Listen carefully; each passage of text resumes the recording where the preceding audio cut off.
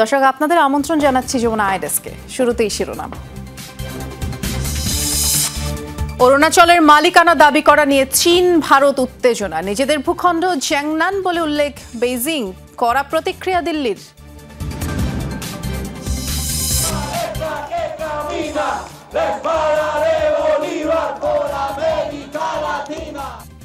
যুক্তরাষ্ট্রকে পাল্টা হুঁশিয়ারি দিয়ে বিশাল সামরিক কুচকাওয়াজ ও মহড়া ভেনেজুয়েলায়। দেশ রক্ষায় সবাইকে এগিয়ে আসার আহ্বান মাদুরোর। ৪,৫০০ কিলোমিটার পথ পাড়ি দিয়ে ভারতে ইথিওপিয়ার অগ্ন্যুৎপাতের ছাই। ট্রাপোস্ফিয়ারের উপরে থাকায় আবহাওয়া নিয়ে শঙ্কা না থাকলেও বিঘ্ন ঘটে বিমান চলাচলে।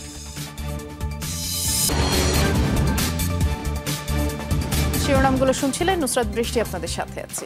অরুণাচলের মালিকানা দাবি করা নিয়ে ব্যাপক উত্তেজনা চলছে চীন এবং ভারতের মধ্যে। সম্প্রতি অরুণাচলকে নিজেদের ভূখণ্ড জ্যাংনান বলে উল্লেখ করে বেইজিং। চীনের পররাষ্ট্র মন্ত্রণালয় জানায়, অবৈধভাবে অঞ্চলটি নিজেদের বলে দাবি করে আসছে ভারত। এ ঘটনার তীব্র নিন্দা জানিয়েছে দিল্লি। বিবৃতিতে দিল্লি জানায়, চীন যত প্রচেষ্টাই চালাক না কেন, অরুণাচল ভারতের অবিচ্ছেদ্য অংশ। অরুণাচল প্রদেশ নিয়ে চীন ভারতের বিবাদ দীর্ঘদিনের। সম্প্রতি সাংহাই বিমানবন্দরে ভারতের অরুণাচলের এক নারীকে হেনস্থার ঘটনায় আবার স্পষ্ট হলো এই বিবাদ। ব্রিফিংয়ে সীমান্ত ইস্যু নিয়ে আলোচনার এক পর্যায়ে চীনের পররাষ্ট্র মন্ত্রণালয়ের মুখপাত্র জানান, অরুণাচল চীনেরই অংশ। ভারত অবৈধভাবে এর মালিকানা দাবি করে আসছে বলেও দাবি জানান তিনি। জ্যাননাং চীনের ভূখণ্ডের অংশ। একে ভারতের তথাকথিত অরুণাচল হিসেবে আমরা কখনোই স্বীকৃতি দেব না। অবৈধভাবে একে প্রদেশ বলে দাবি করে আসছে ভারত। স্বভাবতই বেইজিং এর এমন অবস্থানের কঠোর প্রতিবাদ জানিয়েছে দিল্লি। ভারতের পররাষ্ট্র মন্ত্রণালয় বিবৃতিতে জানায়, অরুণাচল প্রদেশ ভারতের অবিচ্ছেদ্য অংশ।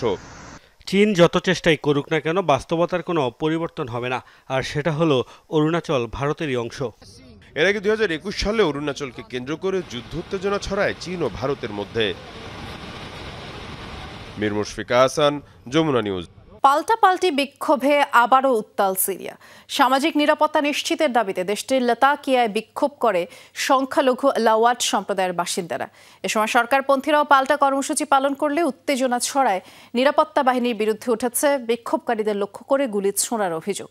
যদিও আনুষ্ঠানিকভাবে হতাহতের কোনো তথ্য দেয়নি আহমেদ আল শারার প্রশাসন। আলাওয়াইট সম্প্রদায়ের শত শত মানুষের স্লোগানে উত্তাল হয়ে ওঠে সিরিয়ার লাতাকিয়া শহরের এগ্রিকালচার স্কোয়ার। মূলত শীর্ষ ধর্মীয় নেতার ডাকে প্রতিবাদ কর্মসূচিতে জড়ো হন সংখ্যালঘু সম্প্রদায়টির বাসিন্দারা। সামাজিক নিরাপত্তা, সরকারের বিকেন্দ্রীকরণ সহ বিভিন্ন দাবি জানান তারা। পতিত স্বৈরশাসক বাশার আল আসাদের এই সম্প্রদায়ের যেসব যুবক কারাগারে রয়েছে, তাদের মুক্তির দাবিও আন্দোলনকারীদের। আমরা আগে নিরাপত্তা চাই, অপহরণের ভয় ছাড়াই যেন স্কুলে যেতে পারি। আগে আমাদের এই শহর নিরাপদ ছিল, এখন আর আমাদের কোনো নিরাপত্তা নেই। আমাদের একটাই চাওয়া, নিরাপত্তা। আমাদের সম্প্রদায়ে যে যুবকদের গ্রেফতার করা হয়েছে, তাদের মুক্তি দিতে হবে। আমাদের উপর অবিচার করা হচ্ছে, আমরা আর হত্যাকাণ্ড দেখতে চাই না। একই স্থানে প্রেসিডেন্ট আহমেদ আল শারার অনুসারীরা পাল্টা কর্মসূচি পালন করলে পরিস্থিতি হয়ে ওঠে উত্তপ্ত। বিক্ষোভ দমাতে গুলি ছোড়ার অভিযোগ নিরাপত্তা বাহিনীর বিরুদ্ধে। তবে হতাহতের আনুষ্ঠানিক কোনো সংখ্যা প্রকাশ করেনি প্রশাসন। 14 বছরের গৃহযুদ্ধের পর বাশার আল আসাদ সরকারের পতন ঘটলেও সিরিয়ার অস্থিরতা কমেনি। গত বছর আহমেদ আল শারা প্রেসিডেন্টের দায়িত্ব নেয়ার পরও নিয়মিতই সহিংসতার সাক্ষী হচ্ছে দেশটি। এমনকি আলাওয়াইট সম্প্রদায়ের 1,500-এর বেশি মানুষকে হত্যার অভিযোগ রয়েছে স্বয়ং সরকারি বাহিনীর বিরুদ্ধে। হংকংয়ের একটি অ্যাপার্টমেন্ট কমপ্লেক্সে ভয়াবহ অগ্নিকাণ্ড হয়েছে এবং এই দুর্ঘটনায় এখন পর্যন্ত 4 জনের মরদেহ উদ্ধার করা হয়েছে। বুধবার উত্তরাঞ্চলের তাইপো জেলায় দুর্ঘটনা হয়। প্রত্যক্ষদর্শীদের বরাত দিয়ে হংকংয়ের গণমাধ্যম জানায়, স্থানীয় সময় 3টার দিকে আগুন লাগে। অ্যাপার্টমেন্ট কমপ্লেক্সটি 8টি ব্লকে বিভক্ত। স্থাপনাটিতে প্রায় 2000 ফ্ল্যাট রয়েছে, 4000 মানুষের বসবাস। আগুন দ্রুত ছড়িয়ে পড়তে থাকে ভবনটির অন্যান্য অংশে। ফায়ার সার্ভিস দ্রুত উদ্ধার অভিযান শুরু করে এবং আগুন নেভানোর কাজে যোগ দেয় অন্যান্য সংস্থাগুলো। এখন পর্যন্ত কারণ সম্পর্কে কিছু জানা যায়নি।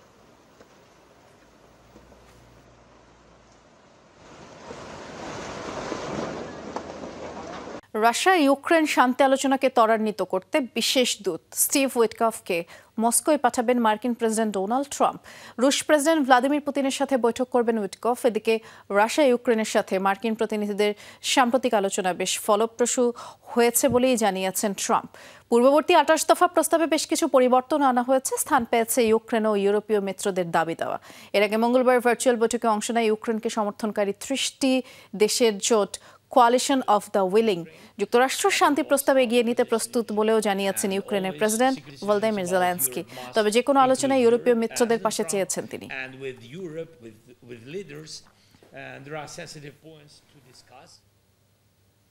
এবার আর্কটিক সাগরে আন্তর্জাতিক জলসীমার উপর টানা 11 ঘন্টা টহল দিল রাশিয়ার কৌশলগত বোমারু বিমানের বহর। এতে অংশ নেয় Tu-160 মডেলের বেশ কয়েকটি বোমারু বিমান। অঞ্চলটিতে অবস্থিত গোপন একটি ঘাঁটি থেকে উড্ডয়ন করে আকাশযানগুলো, পরে সেগুলো আকাশপথে নজরদারি চালায়। এর আগেও আর্কটিক সাগরের উপর দিয়ে বেশ কয়েকবার টহল দিয়েছে রাশিয়ার গোয়েন্দা ও বোমারু বিমান। কৌশলগত গুরুত্বপূর্ণ অঞ্চলটিতে রাশিয়ার বেশ কয়েকটি সামরিক ও বিমান ঘাঁটি রয়েছে। মোতায়েন করা হয়েছে একাধিক পারমাণবিক শক্তিচালিত সাবমেরিন।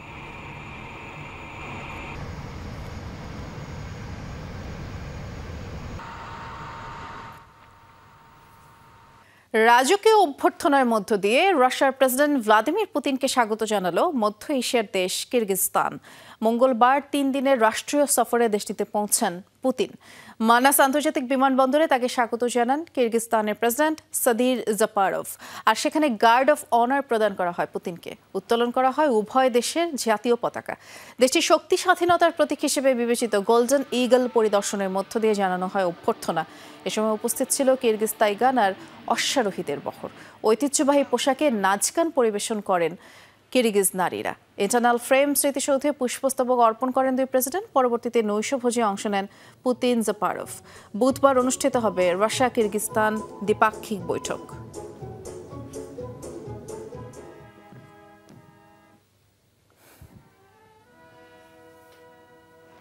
রোমানিয়ার আকাশ সীমায় ড্রোন পাঠিয়ে নতুন উত্তেজনা তৈরির চেষ্টা চালাচ্ছে রাশিয়া, এমন অভিযোগ করেছেন দেশটির প্রতিরক্ষামন্ত্রী আয়োনুথ মুস্তেয়ানু। রোমানিয়ার কোগানিচেনু বিমান ঘাঁটি সফরে মার্কিন সেনাদের সাথে সাক্ষাৎ করেন তিনি। মঙ্গলবার ইউক্রেন সীমান্তের কাছে রোমানিয়ার আকাশ সীমায় ঢুকে পড়ে একটি ড্রোন। মানববিহীন যানটি ভূপাতিতে চেষ্টা করে দেশটির সেনাবাহিনী। ধাওয়া করে জার্মান ইউরোফাইটার। পরে রোমানিয়ার ভেতরে বিস্ফোরকবিহীন ড্রোনটির ভাঙা অংশ পাওয়া যায়।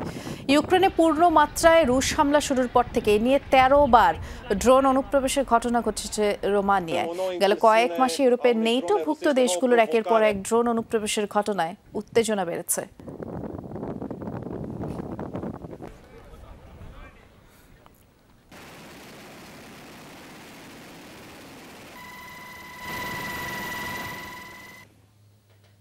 যুক্তরাষ্ট্রকে পাল্টা হুঁশিয়ারি দিয়ে বিশাল এক কুচকাওয়াজে নেতৃত্ব দিয়েছেন ভেনেজুয়েলার প্রেসিডেন্ট নিকোলাস মাদুরো।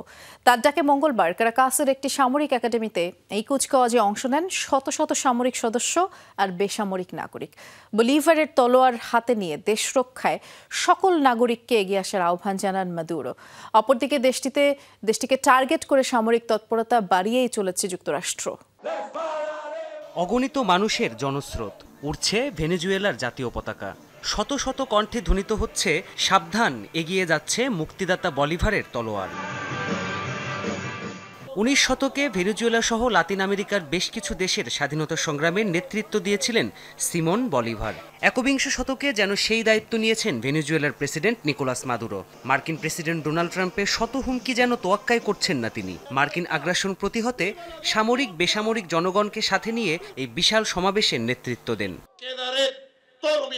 রাজধানী কারাকাসের ফুয়ের্তে তিউনা সামরিক একাডেমিতে হয় কুচকাওয়াজ। মাদুরোর ডাকে সেখানে জড়ো হন রাজনীতিবিদ আর সামরিক বাহিনীর সদস্য সহ শত শত মানুষ। এ সময় হাতে বলিভারের তলোয়ার তুলে নিয়ে ভাষণ দেন মাদুরো। স্বদেশ রক্ষায় প্রয়োজনে জীবন দিতে প্রস্তুত থাকার আহ্বান জানান। প্রজাতন্ত্রের এই অস্তিত্ব সংকটের মুহূর্তে সবাইকে একত্রিত থাকতে হবে। নাগরিক, রাজনীতিবিদ, সেনা সদস্য বা পুলিশ কারোরই অজুহাত চলবে না। বলিভারের মতো করে আমিও বলছি, স্বদেশ ডাক দিলে জীবন দিতেও প্রস্তুত থাকতে হবে। এদিকে এয়ারফোর্স ওয়ান বিমানে আবারও ভেনেজুয়েলায় সম্ভাব্য হামলার কারণ তুলে ধরেন মার্কিন প্রেসিডেন্ট ট্রাম্প। জানান, যুক্তরাষ্ট্রে মাদক পাচার আর ট্রেন দে আরাগুয়া সন্ত্রাসী গোষ্ঠীকে সমর্থন করায় দেশটির উপর অসন্তুষ্ট তিনি। তবে সাধারণ জনগণের প্রাণহানি ঠেকাতে মাদুরোর সাথে দেখা করতে চান ট্রাম্প। তারা লাখ লাখ মানুষকে অবৈধভাবে আমাদের দেশে পাঠিয়েছে। ট্রেন দে আরাগুয়ার সন্ত্রাসী আর জেলখাটা বন্দীদেরও অনুপ্রবেশ ঘটাচ্ছে। আমরা এ ব্যাপারে মোটেও খুশি নই, তবে তার সাথে দেখা করে যদি মানুষের জীবন বাঁচাতে পারি সেটা মন্দ কি? তার সাথে আমাদের সাক্ষাৎ হতে পারে। ভেনেজুয়েলার ঘাড়ের উপর নিঃশ্বাস ফেলছে মার্কিন রণতরী আর অত্যাধুনিক সব যুদ্ধবিমানের শক্তিশালী বহর। পুয়ের্তো রিকোর নৌঘাটিতে সামরিক কার্যক্রমের প্রস্তুতি নিচ্ছে F-35B সহ বেশ কিছু মার্কিন যুদ্ধবিমান। প্রাণপ্রতিম কুণ্ডু, যমুনা নিউজ। ৪,৫০০ কিলোমিটারের বেশি পথ পাড়ি দিয়ে ভারতে পৌঁছেছে ইথিওপিয়ায় অগ্ন্যুৎপাতের ছাই। দিল্লি, গুজরাট, রাজস্থান, পাঞ্জাব ও হরিয়ানার উপর দিয়ে এগিয়ে চলেছে চীনের দিকে। ছাই মেঘের প্রভাবে ব্যাপক বিপত্তির মুখে পড়ে ভারতের বিমান চলাচল, বাতিলও হয় অনেকগুলো ফ্লাইট। তবে ছাই মেঘ ট্রপোস্ফিয়ারের উপরে থাকায় আবহাওয়া বা বাতাসের গুণমানে প্রভাব পড়েনি বলে দাবি নয়াদিল্লির। হর্ন অব আফ্রিকার দেশ ইথিওপিয়ার হাইলিগুবি আগ্নেয়গিরিতে অন্তত ১২ বছরের মধ্যে প্রথম অগ্ন্যুৎপাত। মাত্র ২ ঘন্টার লাভা উদ্গীরণের জেরে বিশাল এলাকা ছেয়ে যায় কালো ধোঁয়ায়। ১৪ কিলোমিটার উপরে উঠে যায় ছাই। আফ্রিকা মহাদেশ ছাড়িয়ে ছাই মেঘ ভেসে চলে এশিয়ার দিকে।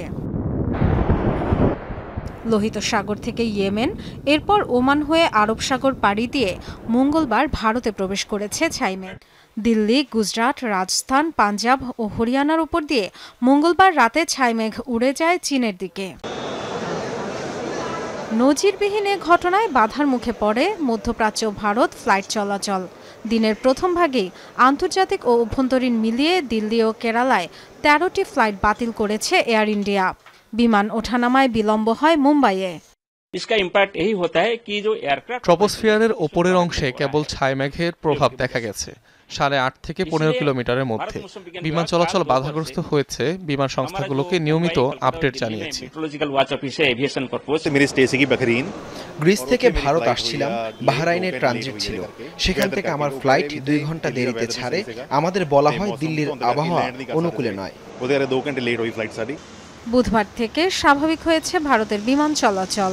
নয়াদিল্লির দাবি, আবহাওয়া কিংবা বাতাসের গুণমানে ছাই মেঘের কোনো প্রভাব পড়েনি। এরপরও পরিস্থিতি নিবিড়ভাবে পর্যবেক্ষণ করছে তারা। Dorothy Tasrin, Jamuna news. নিজস্ব প্রযুক্তিতে উদ্ভাবিত জাহাজ বিধ্বংসী ব্যালিস্টিক মিসাইলের সফল পরীক্ষা চালিয়েছে পাকিস্তান, যা জল ও স্থল দুই জায়গাতেই নির্ভুলভাবে আঘাত হানতে সক্ষম। এতে state of the art guidance system এবং উন্নত প্রযুক্তির ম্যানিউভারিং সক্ষমতা সংযোজন করা হয়েছে। ইসলামাবাদের দাবি, ক্ষেপণাস্ত্রটি অত্যাধুনিক এভিওনিক্স ও নেভিগেশন দক্ষতার সাহায্যে খুব সহজেই শত্রুপক্ষের রাডার ফাঁকি দিতে পারবে। ধারণা করা হচ্ছে মিসাইলটি বহরে যুক্ত হলে পাকিস্তান নৌবাহিনীর সক্ষমতা আরও বাড়বে। ২ মাস আগে দেশীয় প্রযুক্তিতে তৈরি ক্রুজ মিসাইল ফাতাহ 4-এর সফল পরীক্ষা চালিয়েছিল পাকিস্তান, যার পাল্লা ছিল ৭৫০ কিলোমিটার।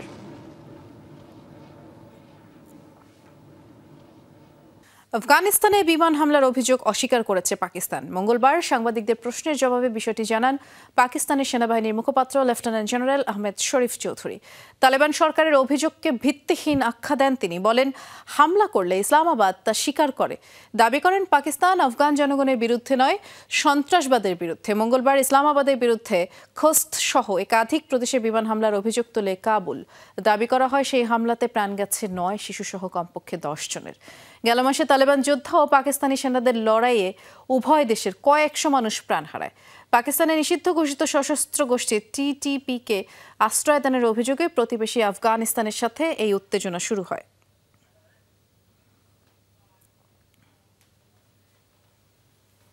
বিশ্বের সবচেয়ে জনবহুল শহরের তালিকার দ্বিতীয় স্থানে উঠে এলো ঢাকার নাম। বৃদ্ধি পেতে পেতে ঢাকা এখন ৩.৫ কোটিরও বেশি জনসংখ্যার এক মেগা সিটি। ২০৫০ সালের মধ্যেই শীর্ষস্থান দখলে নেবে, এমনটাই বলছে জাতিসংঘের নতুন প্রতিবেদন। তালিকায় সবচেয়ে জনবহুল শহরের তকমা অর্জন করেছে ইন্দোনেশিয়ার রাজধানী জাকার্তা। শুধু তাই নয়, শীর্ষ ১০ মেগা সিটির ৯টির অবস্থান এশিয়ায়। জাদুর শহর ঢাকা, উন্নত জীবন আর কাজের সন্ধান, এই দুই আশায় ভর করে প্রতিনিয়তই শহরটিতে পাড়ি জমাচ্ছে দেশের প্রত্যন্ত অঞ্চলের লাখো মানুষ। ফলাফল, এক সময়ের শান্তশিষ্ট নগরী আজ 3,66,00,000 বাসিন্দার এক মেগাসিটি।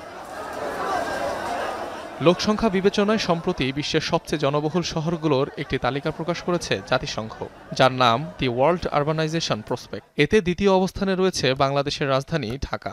2018 সালেও ছিল তালিকার 9 নম্বরে। রিপোর্টে বলা হয় 2050 সালের মধ্যে বিশ্বের সবচেয়ে জনবহুল শহরে পরিণত হবে ঢাকা। জনসংখ্যা ছাড়াবে 5 কোটি। রাজধানী কেন্দ্রিক অর্থনীতি, ব্যবসা আর জলবায়ু পরিবর্তনের মতো ফ্যাক্টরগুলোকে দেখানো হয়েছে পেছনের কারণ হিসেবে। এবার বিশ্বের জনবহুল শহরগুলোর মধ্যে শীর্ষস্থান ইন্দোনেশিয়ার রাজধানী জাকার্তার, যেখানে প্রায় 4,19,00,000 মানুষের বসবাস। অথচ 2018 সালে জরিপে ঘনবসতিপূর্ণ শহরটির অবস্থান ছিল 30 নম্বরে। জনসংখ্যা ছিল মাত্র 1,20,00,000।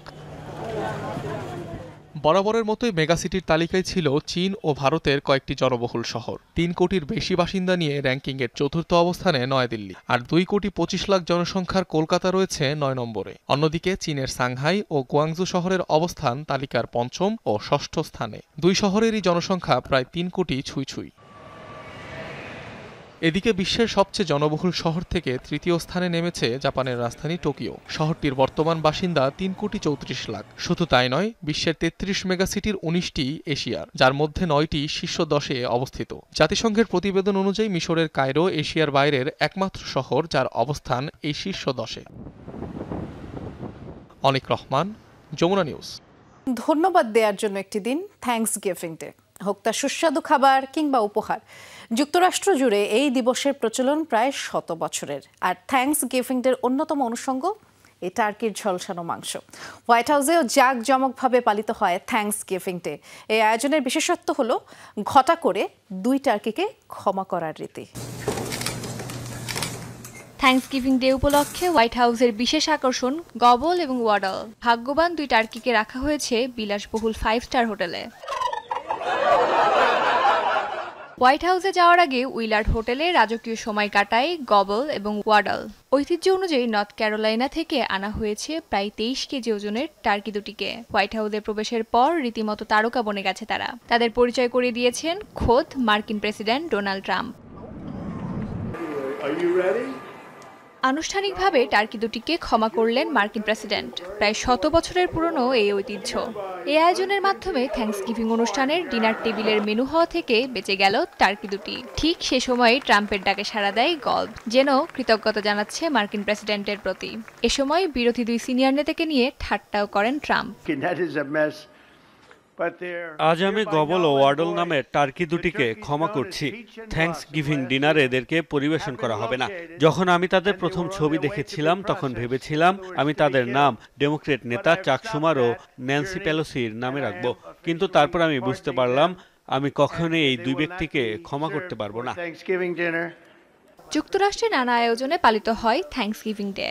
ক্রিসমাসের পর যুক্তরাষ্ট্রের সবচেয়ে বড় উৎসবের দিনটিতে মার্কিনীদের ঐক্যবদ্ধ হওয়ার আহ্বান জানিয়েছে প্রেসিডেন্ট ডোনাল্ড ট্রাম্প। মূলত থ্যাঙ্কসগিভিং ডের মধ্য দিয়েই শুরু হয় খ্রিস্ট ধর্মাবলম্বীদের সবচেয়ে বড় উৎসব ক্রিসমাসের আনুষ্ঠানিকতা। মাস জুড়েই বিভিন্ন শপিং মলগুলোতে দেওয়া হয় বিশাল ছাড়। ভ্রমণ, কেনাকাটা, খাওয়া দাওয়া সব মিলিয়ে উৎসবের ধুম গোটা মার্কিন মুল্লুকে। উস্মিতা বিশ্বাস, যমুনা নিউজ। থাইল্যান্ডের দক্ষিণাঞ্চলে বন্যা পরিস্থিতির অবনতি হয়েছে। এ পর্যন্ত কমপক্ষে 13 জনের প্রাণহানির খবর পাওয়া গেছে। গেল কয়েকদিন ধরেই ভারী বৃষ্টিপাত হচ্ছে দেশটির 9টি প্রদেশে, যার জেরে বন্যা পরিস্থিতি তৈরি হয়েছে। রাজধানীর সাথে বিচ্ছিন্ন হয়ে পড়েছে সড়ক ও রেল যোগাযোগ। দেশটির দুর্যোগ ব্যবস্থাপনা মন্ত্রণালয় জানিয়েছে বন্যা এরই মধ্যে প্রায় 19 লাখ মানুষ ক্ষতিগ্রস্ত হয়েছে এবং এতে করে ব্যাহত হচ্ছে উদ্ধার অভিযান। বন্যায় বিপর্যস্ত থাইল্যান্ডের প্রতিবেশী মালয়েশিয়াও প্লাবিত হয়েছে অন্তত 8টি অঞ্চল। ঝুঁকিপূর্ণ এলাকা থেকে সরিয়ে প্রায় 20,000 মানুষকে আশ্রয়কেন্দ্রে নেওয়া হয়েছে। নিউজিল্যান্ডের সর্বোচ্চ পর্বত শৃঙ্গের চূড়ায় ওঠার সময় 2 পর্বতারোহী প্রাণ হারিয়েছেন। বুধবার মাউন্ট কুক পর্বত থেকে তাদের মৃতদেহ উদ্ধার করে স্থানীয় পুলিশ এবং নিহতদের মধ্যে একজন যুক্তরাষ্ট্রের নাগরিক বলে জানা গেছে। শুধু তাই নয়, গত সোমবার যাত্রা করেছিল গাইড সহ 4 জনের একটি দল। হঠাৎ করে তুষার ধসে পাহাড় থেকে তারা ছিটকে পড়ে। হেলিকপ্টার নিয়ে রাতভর অভিযান চালায় উদ্ধারকারী দল। ভোরে অক্ষত অবস্থায় উদ্ধার করা হয় 2 জনকে। পরবর্তীতে বাকি 2 জনের মরদেহ উদ্ধার করা হয়। ঝুঁকিপূর্ণ পর্বত শৃঙ্গটি আরোহণে গিয়ে প্রায় তুষার ধসের মুখোমুখি হন অভিযাত্রীরা।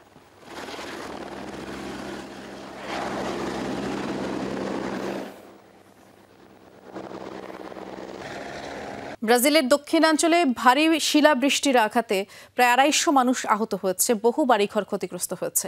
রোববার দেশটিতে ভারী বৃষ্টিপাতের পাশাপাশি শিলাবর্ষণ শুরু হয়। সাধারণের তুলনায় আকারে বেশ বড় ভারী বরফ খণ্ডগুলো আঘাত হানে এরেচিম শহর এবং এর আশপাশের এলাকায়। শিলাবৃষ্টির আঘাতে ক্ষতিগ্রস্ত হয়েছে অসংখ্য যানবাহন এবং বাড়ির ছাদ। ক্ষয়ক্ষতির শিকার 10,000-এর বেশি পরিবার। স্থানীয় সরকার জানিয়েছে ক্ষয়ক্ষতি নিরূপণ ও পরিচ্ছন্নতায় কাজ করছে সিভিল ডিফেন্স, অগ্নি নির্বাপক, সামরিক ব্রিগেডের কর্মীরা, যোগ দিয়েছে স্বেচ্ছাসেবকরাও।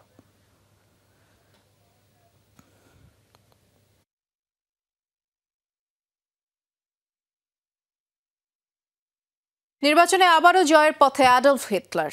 না, জার্মানির এক নায়ক নয়, বলছি দক্ষিণ পশ্চিম আফ্রিকার দেশ নামিবিয়ার স্থানীয় নির্বাচনের এক প্রার্থীর কথা। আঞ্চলিক কাউন্সিলর নির্বাচনে 4র্থবারের মতো তিনি অংশ নিচ্ছেন। নিজ এলাকায় তুমুল জনপ্রিয় এই নেতা এর আগেও টানা 3 বার জয় পেয়েছেন। বিতর্কিত নাৎসি নেতার সাথে নামের মিলের কারণে এবার বিশ্বজুড়ে পরিচিতি পেয়েছেন নামিবিয়ার অ্যাডলফ হিটলার। আন্তর্জাতিক গণমাধ্যমগুলোয় সেই গল্পই উঠে এসেছে। পুরো নাম অ্যাডলফ হিটলার উনোনা, তবে স্থানীয়দের কাছে পরিচিত কাউন্সিলর অ্যাডলফ হিটলার নামেই। 59 বছর বয়সী এই নেতা দীর্ঘদিন ধরেই জড়িত নামিবিয়ার স্থানীয় রাজনীতির সাথে। 1884 থেকে 1915 পর্যন্ত জার্মান উপনিবেশ ছিল নামিবিয়া। সে সময়ে দেশটির হেরেরো ও নামা সম্প্রদায়ের হাজার হাজার মানুষকে হত্যা করেছিল জার্মানরা। তবুও রয়েছে সাবেক এই উপনিবেশে শিশুদের নাম জার্মান নেতাদের নামে রাখার বহুল প্রচলিত রেওয়াজ। ঠিক তেমনটাই হয়েছে উনোনার সাথে। আমার বাবা কিছু না জেনেই আমার নাম অ্যাডলফ হিটলার রাখেন, কিন্তু তার মানে এই না জার্মানির হিটলারের সাথে আমার মিল রয়েছে। তিনি একজন বিতর্কিত ব্যক্তি, যিনি অসংখ্য মানুষের উপর বর্বর আগ্রাসন চালিয়েছেন। আমি তার মতো একদমই নই। আমার নামটি সরকারিভাবে নথিভুক্ত। এটা পরিবর্তন করার জন্য এখন অনেক দেরি হয়ে গেছে। নামিবিয়ার বামপন্থী দল সোয়াপোর সদস্য অ্যাডলফ হিটলার উনোনা দেশটির ওসানা অঞ্চলের ওমপুন্ডোজা এলাকার কাউন্সিলর হিসেবে কুড়িয়েছেন ব্যাপক জনপ্রিয়তা। নামিবিয়ার জনসাধারণের আস্থাভাজন হলেও প্রায়ই তাকে বিব্রত হতে হয় তার নাম নিয়ে। জানান, নাৎসি নেতার ভয়াবহ মতাদর্শের সম্পূর্ণ বিপরীতে তার অবস্থান। নামিবিয়ার নির্বাচন কমিশনের পূর্বাভাস অনুযায়ী এ দফায় 4র্থবারের মতো দাঁড়িয়েও জয়ের খুব কাছাকাছি আছেন councillor Adolf Hitler. Sabrina Nusrat, Jamuna news. এই ছিল যমুনা আইডেস্কের সাথে থাকার জন্য ধন্যবাদ। নিরাপদে থাকবেন।